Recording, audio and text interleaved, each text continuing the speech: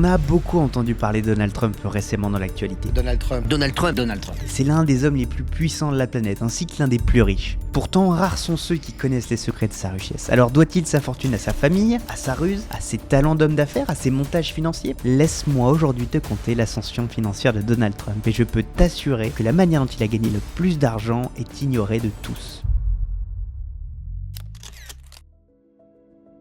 Né à New York le 14 juin 1946, le petit Donald est le quatrième enfant d'une fratrie de 5. Il grandira dans le Queens, un quartier réputé comme très populaire à New York. Pourtant, il résidera dans la partie la plus riche de celui-ci, en vivant dans une maison de 23 pièces. Sa mère est arrivée aux États-Unis avec $50 en poche, tandis que son père, entrepreneur d'origine allemande, a fait fortune grâce aux prêts accordés par la Federal Housing Administration. Cet organisme avait pour but de construire des résidences à destination des classes moyennes américaines en plein boom à l'époque. Et face à ce cruel manque de logement, tout au cours de l'enfance de Donald Trump, son père construisit 27 000 appartements. Sauf que Fred Trump, c'est le type d'individu qui est ravi d'accepter l'argent de l'État, mais qui n'est pas prêt à lui en rendre. Pour être exonéré fiscalement, Fred Trump peut transférer à chacun de ses enfants 200 000 € par an. Ça a commencé quand Donald Trump avait 3 ans. Par de simples calculs, tu observeras qu'il est devenu millionnaire à 8 ans. Triste enfance, n'est-ce pas? Le petit Donald avait néanmoins des problèmes de discipline, et c'est ce pourquoi ses enfants l'ont envoyé à l'académie militaire dès ses 13 ans. Il y a pris le respect de la hiérarchie, l'ordre et la maîtrise de ses émotions. Il poursuivit son cursus scolaire en intégrant l'université de Pennsylvanie et rejoignit l'entreprise familiale sur son temps libre. C'est là que son père lui transmit ses premières combines douteuses. D'ailleurs, je m'appelle Hugo Penazzo. Après avoir fait une classe préparatoire HEC, je me suis orienté vers l'école de commerce, puis les fonds d'investissement. C'est ainsi que j'ai fait du private equity, du venture capital ou encore de la fusion-acquisition. Le but de cette chaîne est de te partager mon expertise de manière à ce que tu sois incollable en finance.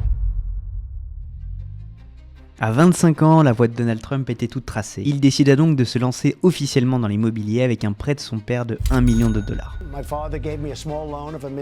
Alors à l'écouter, il est parti de rien et avec très peu d'argent de son père. Pourtant, un équivalent de ce prêt d'1 million à l'époque vaudrait 5 à 6 millions actuellement. Une des premières mesures de Donald en se lançant est de renommer l'entreprise familiale en Trump Organization. Et il se lance dans des travaux colossaux dans la foulée. Je pense notamment à la rénovation du Commodore Hotel en hôtel de luxe, renommé Grand Hyatt Hotel. Ce qui est impressionnant et compte tenu de son jeune âge est que Donald Trump a géré avec brio les négociations avec le groupe Hyatt, qui a financé en partie la rénovation. Grâce à d'autres projets tout aussi titanesques, Donald Trump devient l'un des promoteurs immobiliers les plus connus de New York. Alors, en matière de patrimoine, la période est assez floue. Les seules estimations que l'on détient proviennent de Trump lui-même, qui n'avait de cesse d'appeler les médias pour qu'il rédige des articles sur lui. À l'époque, il se rendait compte que sa marque personnelle était déjà très importante. Il déclare ainsi avoir une fortune supérieure à $200 millions en 1976. En 1983, c'est un nouveau coup de maître, l'inauguration de la Tour Trump, qui deviendra le siège social de l'entreprise ainsi que son domicile. Pourtant, à première vue, personne ne se bouscule pour devenir locataire ou propriétaire d'une partie de la tour. Il perdait alors des dizaines de millions à cette période. C'est ce pourquoi Donald Trump aurait colporté la rumeur suivante. Lady Diana et le prince Charles auraient acheté un appartement. Dans son livre The Art of the Deal, il déclara que la vente qui n'a jamais eu lieu est celle qui a le plus aidé la Trump Tower. Tu l'auras compris, grâce à son audace, quelques mensonges et probablement un travail acharné, Donald Trump a réussi plusieurs exploits. Il se lance donc dans une diversification de ses activités avec la volonté d'apposer son nom partout. Car pour l'opinion publique, le nom Trump était associé à l'American Dream, à l'ambition ainsi qu'au succès. C'est ainsi que Donald Trump décide de reprendre les travaux colossaux de la patinoire Wallman, une rénovation qui avait été abandonnée compte tenu des coûts faramineux et qui traînait au beau milieu de Central Park depuis de nombreuses années. Donald Trump décide de renoncer à tout bénéfice pour gagner cet appel d'offres, à une seule condition. Son nom devra y être associé pour toujours. Une fois ce tour de main effectué, il acquérera une compagnie aérienne, une équipe de football ou encore de nombreux golfs. Mais sa plus grande erreur se produisit en 1991 alors qu'il avait 45 ans. Il décida de se lancer dans les casinos et s'endetta auprès de $675 millions auprès des banques. Le vaisseau amiral de sa chaîne d'hôtels, le Trump Taj Mahal, avait 365 millions de charges mensuelles. Rien que pour faire fonctionner la structure, il avait besoin d'injecter $1 million par jour. C'est manifeste trop pour Donald Trump et son père essaie donc de le sauver. Malheureusement, 6 casinos feront faillite dans l'espace de 9 ans. Trump doit alors faire un choix. Il vend les casinos restants, son yacht et sa compagnie aérienne pour recentrer ses activités. Malheureusement, la valorisation de son patrimoine personnel en est lourdement impactée.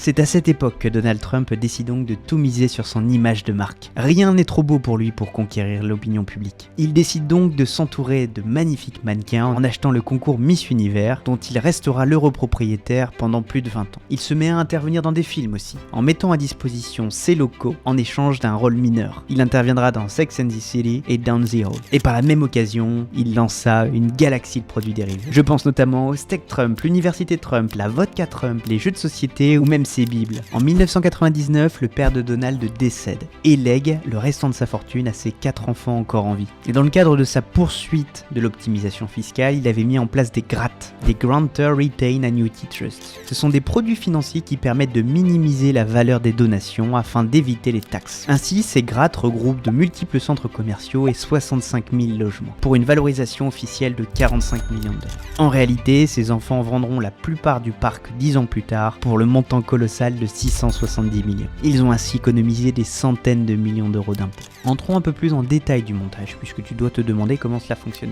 Dans le cadre du complexe Fontainebleau, qui comporte 164 appartements et dont la valorisation en 1982 est de 15 millions, le GRAT est détenu à 49,8% par le père, 49,8% par la mère et 0,4% par les enfants. Le fait de mettre en place ce GRAT réduit la valorisation totale à 3 millions et le fait que les enfants détiennent si peu des parts du GRAT réduit encore de 45% la valorisation. On passe donc de 15 millions à 1,6 million. Même si la mort de son père est un élément difficile pour Donald, c'est le moyen pour lui de se remplumer suite à ses précédentes erreurs. 5 ans plus tard, il lança The Apprentice, un réel succès en matière de télé-réalité entrepreneuriale. Concrètement, des candidats entrepreneurs se mettent en scène et Donald Trump est l'animateur en charge de virer les moins bons éléments à chaque étape du jeu.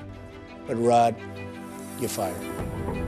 C'est notamment le moyen pour Donald de mettre en avant ses différentes activités. Et pour être honnête, cette télé-réalité est un véritable succès. En 15 saisons, Donald Trump enregistra des profits totaux de 87 millions de dollars. Et outre le succès financier, c'est également un moyen pour lui de gagner en popularité. 19 décembre 2016, à l'issue d'un marathon présidentiel, il devient le 45e président des États-Unis. C'est l'homme le plus riche qui n'a jamais été élu. Et une de ses premières décisions est de renoncer à son salaire de 400 000 dollars annuels. Pourtant, le New York Times révélera qu'il n'a payé que 750 dollars d'impôts 2 années de suite en tant que président des États-Unis. Début 2020, il devient milliardaire. En 2024, les journalistes du Financial Times ont réalisé des calculs et ont déterminé que son père lui aurait donné 413 millions de dollars au total. Ils ont réalisé des projections partant du postulat que Donald Trump avait placé tout cet argent au sein de fonds d'investissement avec un rendement annuel de 10%. Et grâce à la théorie des intérêts composés, il aurait eu 2 milliards de dollars en 2018 et 4 milliards en 2024.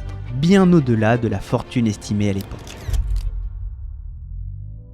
Nous arrivons maintenant à un moment crucial, le moment où Donald Trump a accumulé le plus gros de sa fortune et dont personne ne parle. Cela a commencé en 2021 suite au bannissement de Twitter de Donald Trump pour être à l'origine de l'assaut du Parlement. Donald Trump s'est alors dit qu'à cela ne tienne, on me prive de liberté d'expression, je vais fonder ma propre plateforme, Truth Social. Ses parts dans l'entreprise sont aujourd'hui valorisées à 2,2 milliards de dollars. Pourtant, l'entreprise n'a réalisé que 4 millions d'euros de chiffre d'affaires en 2024 et a enregistré une dette de presque 190 millions de dollars de frais d'exploitation. Quand on y pense, c'est quand même dingue d'avoir une entreprise aussi valorisée alors qu'elle perd autant d'argent, n'est-ce pas ? Donald Trump aurait donc doublé la valorisation de son patrimoine en une seule opération. Mais ça n'est pas fini, le plus beau ou le plus affligeant, tout dépend de la manière dont tu te positionnes vis-à-vis de ça, reste à voir. En 2023, c'est l'explosion des NFT. Et Donald Trump y voit une nouvelle opportunité de lancer un produit dérivé. Il lance sa propre collection de NFT et enregistre 3 millions de dollars de bénéfices. C'est une belle somme, je te l'accorde, mais ça ne changera en rien son train de vie. Mais ça marque son début dans l'écosystème crypto. Le 18 janvier 2025, soit 2 jours avant son investiture en tant que 47e président des États-Unis, Donald Trump fait une annonce tonitruante. Il lance son propre meme coin,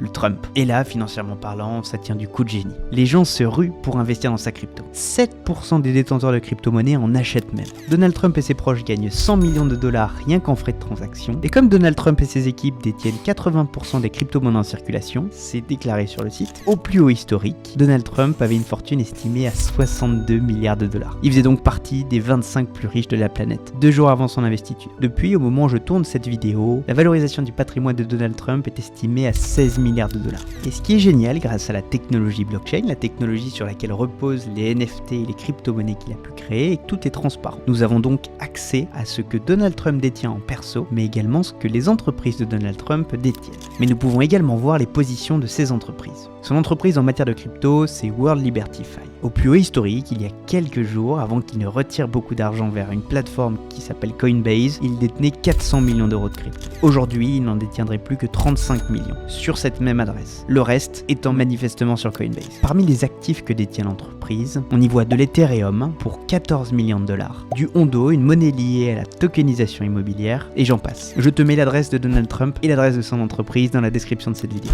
D'ailleurs, si tu souhaites te lancer en crypto, je te propose dans cette même description une formation gratuite de manière à ce que tu puisses monter en compétences. Alors tu l'auras compris, Donald Trump était déjà très aisé et a su faire fructifier son capital grâce à des opérations audacieuses et controversées, il faut bien le dire. Pour autant, 95% de sa fortune a été créée ces 2 derniers mois. Certains verront en lui un idiot, d'autres un génie du marketing. Je te laisse débattre dans l'espace commentaire à ce propos. J'espère que tu as aimé cette vidéo qui nous a pris beaucoup de temps et de recherche. Si tu souhaites en savoir davantage, je t'invite à t'abonner et n'oublie jamais que c'est nous, la nouvelle bourgeoisie.